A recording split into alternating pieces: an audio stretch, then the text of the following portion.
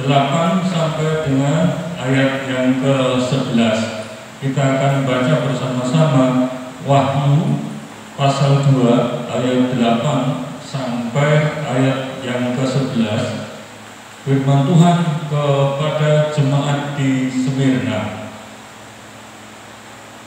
Dan tuliskanlah kepada malaikat jemaat di Smyrna, inilah firman dari yang awal dan yang akhir, yang telah mati dan hidup kembali. Aku tahu kesusahanmu dan kemiskinanmu, namun engkau kaya, dan fitnah mereka yang menyebut dirinya orang Yahudi, tetapi yang sebenarnya tidak demikian. Sebaliknya mereka adalah jemaat iblis.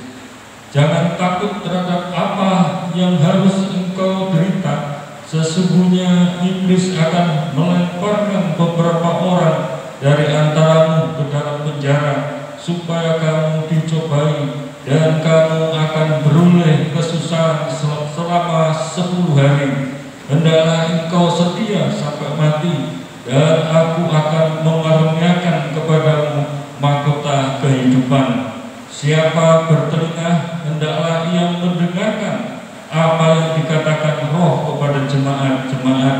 Barang siapa menang, ia tidak akan menderita apa-apa oleh kematian yang kedua. Haleluya, puji Tuhan. Saudaraku, dalam firman Tuhan ini menjelaskan kepada kita, temanya adalah setia sampai akhir. Mengapa dalam firman Tuhan ini kita bisa melihat jemaat Smyrna meskipun di dalam kesulitan, bahkan dalam penganiayaan, mereka sebenarnya sudah setia ketika dalam penderitaan itu. Yesus tahu persis keadaan jemaat di Smyrna, dan oleh sebab itu firman ini menjadikan penghiburan bagi kita sekarang ini, supaya kita setia sampai pada akhirnya. Kata setia memiliki dua pengertian. Mereka tetap mengikut Yesus, tidak berubah dan taat pada firman Tuhan. Yang kedua, mereka dapat dipercayai. Dan ini adalah kata setia yang ada dalam pembacaan yang kita dengarkan tadi. Maksudnya firman Tuhan ini, selama ada penganiayaan orang-orang yang dapat dipercayai, meskipun dalam kesulitan, jemaat itu taat kepada firman Tuhan. Dia tetap mempertahankan firman Tuhan dalam kehidupannya, dan itulah sebabnya mereka dikatakan oleh Tuhan mendapat pujian, mendapatkan aplaus kepada Tuhan, dari Tuhan, oleh karena dia setia untuk tetap melayani Tuhan. Setiap waktu dia terus menyerahkan hidupnya kepada Tuhan. Nah, saudaraku, dalam setia sampai pada akhirnya ini ada dua hal yang penting yang kita perlu perhatikan. Yang pertama adalah karena Tuhan Yesus adalah Allah yang kekal.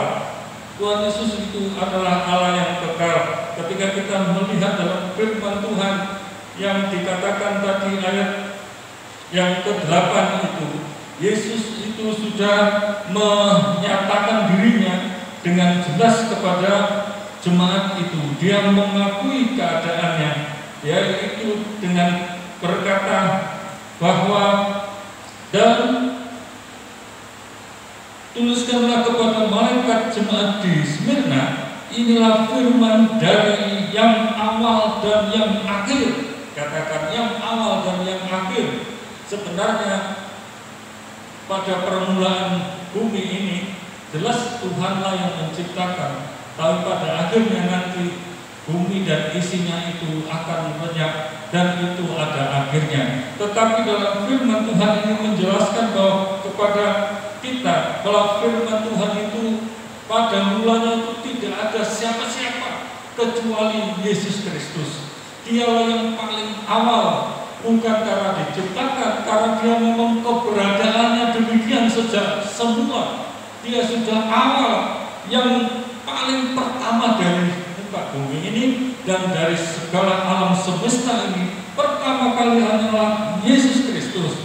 Dan kemudian dikatakan dan yang akhir itu menunjukkan ketika semua manusia ini sudah musnah, bumi dan alam semesta ini musnah, menuju berapa ribu tahun sekalipun, sebenarnya Yesus sudah ada di sana. Dan ketika dunia semesta alam ini katakanlah umur 1 miliar tahun, Yesus sudah ada di sana.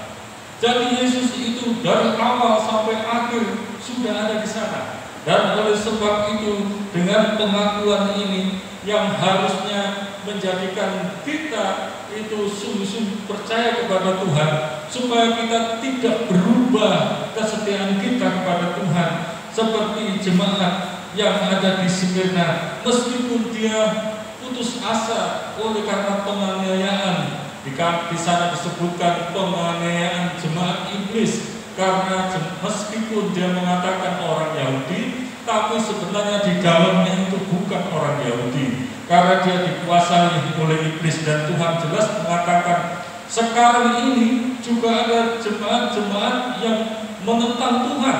Saya membaca satu hari yang lalu itu artikel yang disebutkan jemaat iblis, yaitu jemaat setan yang sekarang sudah jelas-jelas menunjukkan dirinya.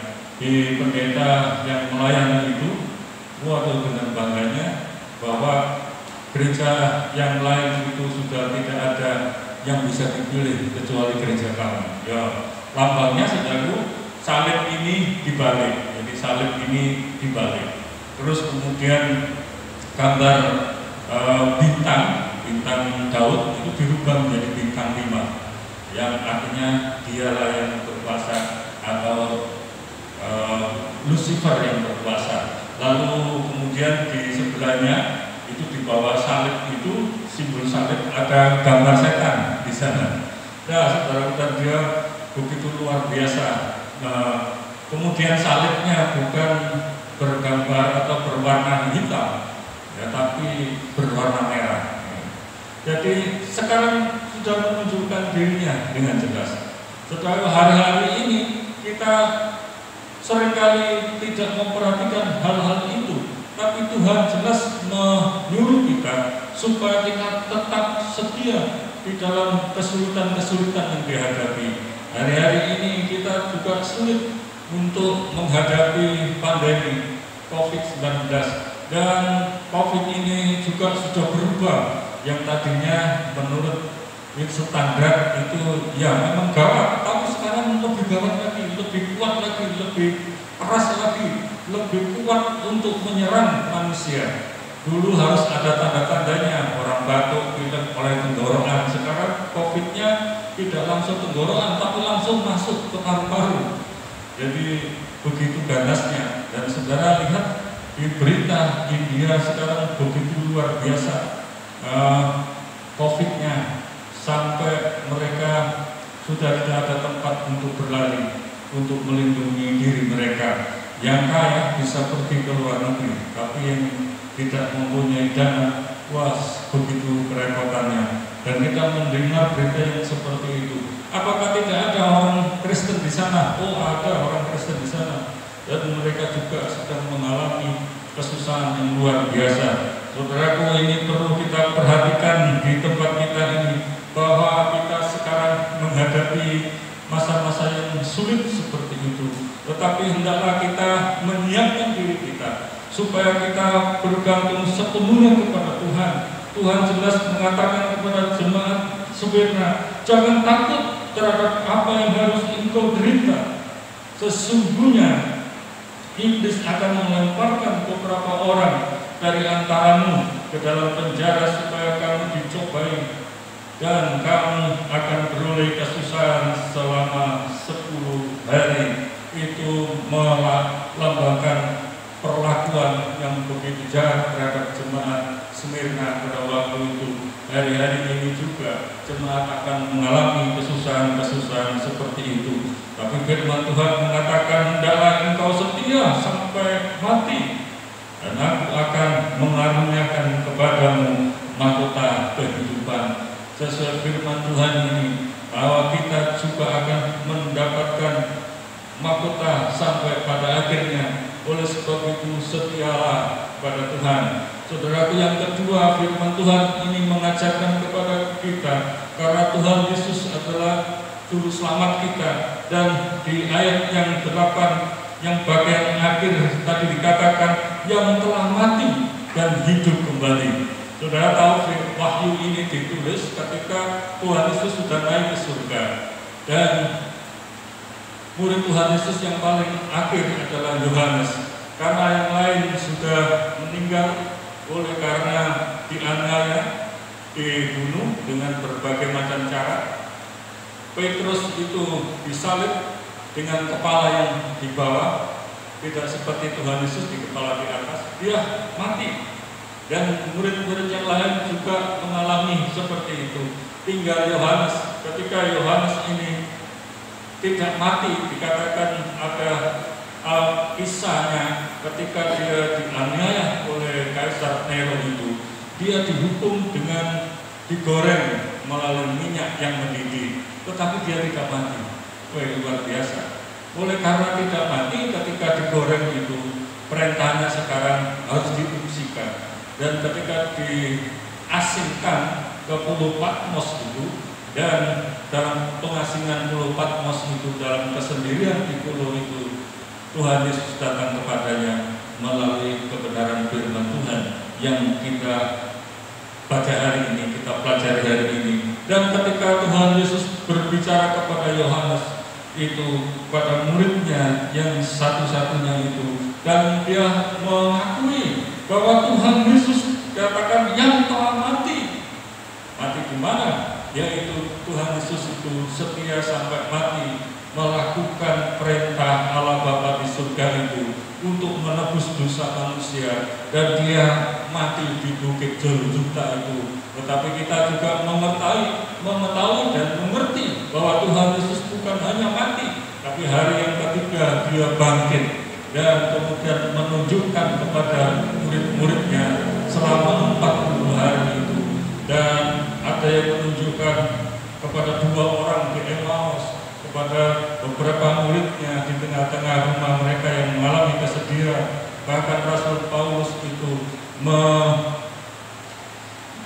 mencatat firman Tuhan melalui pemberitaan penelitian dari Lukas itu, dikatakan 500 jemaat yang sudah ditemui oleh Tuhan Yesus, dan Tuhan Yesus itu menunjukkan dirinya kepada mereka. Dan ini membuktikan bahwa Yesus bukan hanya mati, tapi dia juga hidup kembali, dan dia hidup seperti semula. Sehingga firman Tuhan ini menetapkan kepada kita yang telah mati dan hidup kembali. Itu pengakuan Tuhan Yesus yang memang faktanya kenyataan seperti itu. Tidak ada seorang pun bisa membungkam kesaksian 1 atau 2 orang, apalagi kesaksian kebangkitan Tuhan Yesus itu lebih dari 500 orang.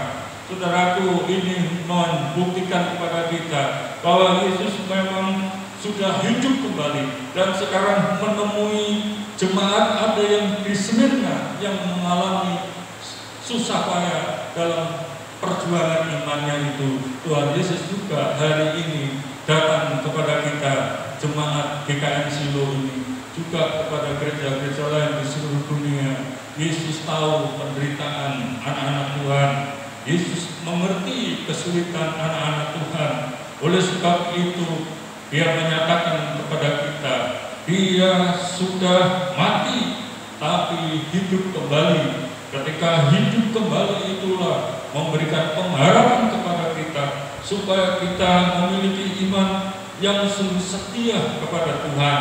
Saudaraku, Tuhan Yesus itu sudah memberikan teladan bagi kita supaya kita setia kepadanya. Yesus bersedia mati di bukit Golgota itu oleh karena dia bukan hanya untuk dirinya sendiri yang melakukan kehendak Tuhan, tapi juga melakukan pertolongan bagi kita supaya kita melewati masa-masa yang sulit, supaya kita bisa dibebaskan dari api neraka itu, sehingga dia membawa kepada kehidupan kita yang akan datang, dimasuk dalam kekekalan untuk bersama-sama. Kita akan bertemu dengan Tuhan Yesus setia itu yang sudah menolong dan memberkati kepada kita.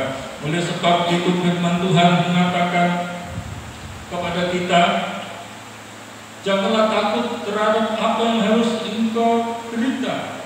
Sesungguhnya iblis akan melemparkan beberapa orang dari antaramu ke dalam penjara supaya kamu dicobai, dan kamu akan beroleh kesusahan selama 10 hari.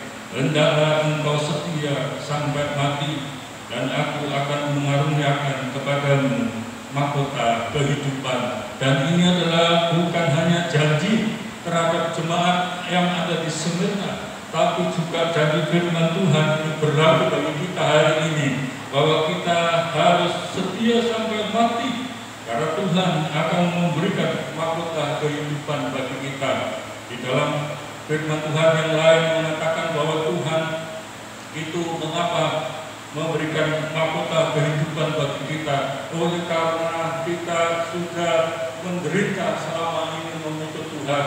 Ya, tidak ada orang Kristen itu yang mengikut Tuhan itu yang enak. Mungkin di berita-berita yang lain